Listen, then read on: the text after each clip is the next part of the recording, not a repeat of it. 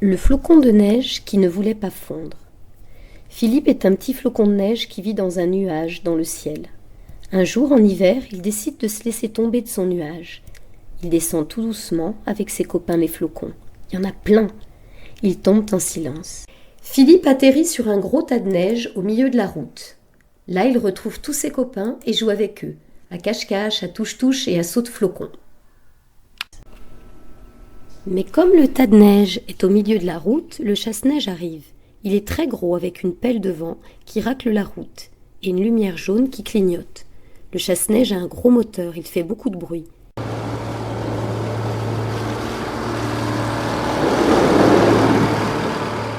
Il pousse toute la neige sur les côtés de la route. Philippe, le flocon, ne veut surtout pas fondre quand le printemps revient. Alors, il ne reste pas là. Il se met en route et marche jusqu'à une grotte dans la montagne. Elle est vide, il n'y a pas de fenêtre et il y fait frais. Philippe entre et dit « Super, comme ça je vais pas fondre !» Comme le petit flocon est fatigué, il décide de se reposer. Il s'endort dans la grotte. Tout à coup, il entend un gros bruit, ça le réveille. Boum, boum! C'est un ours géant.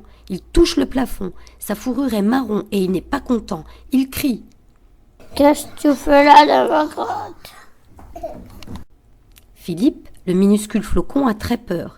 Il voit les grandes dents pointues de l'ours. Alors vite, il s'enfuit à fond les ballons au fond de la grotte pour se cacher.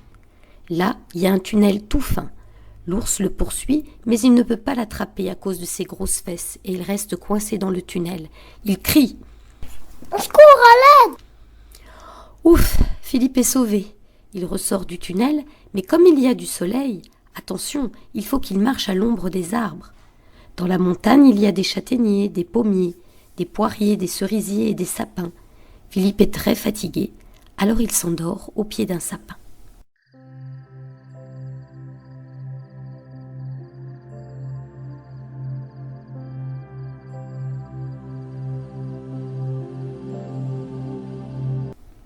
Soudain, un petit garçon arrive. Il a 4 ans et demi. Il a une luge en plastique bleu et il est habillé avec une combinaison verte, un bonnet noir et un pompon et des gants de ski rouges. Il dit « Bonjour !» Philippe lui répond « Bonjour, je m'appelle Philippe et je suis un flocon de neige. » Philippe explique au petit garçon qu'il ne veut pas fondre.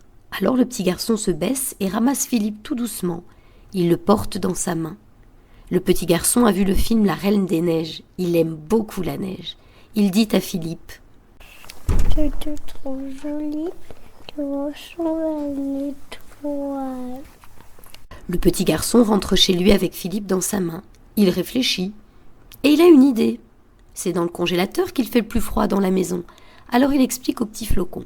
« Oui, le congélateur pour pas que tu fondes. » D'accord. Le petit garçon va dans la cuisine, ouvre la porte du congélateur, pose Philippe tout doucement. Puis le petit garçon referme la porte.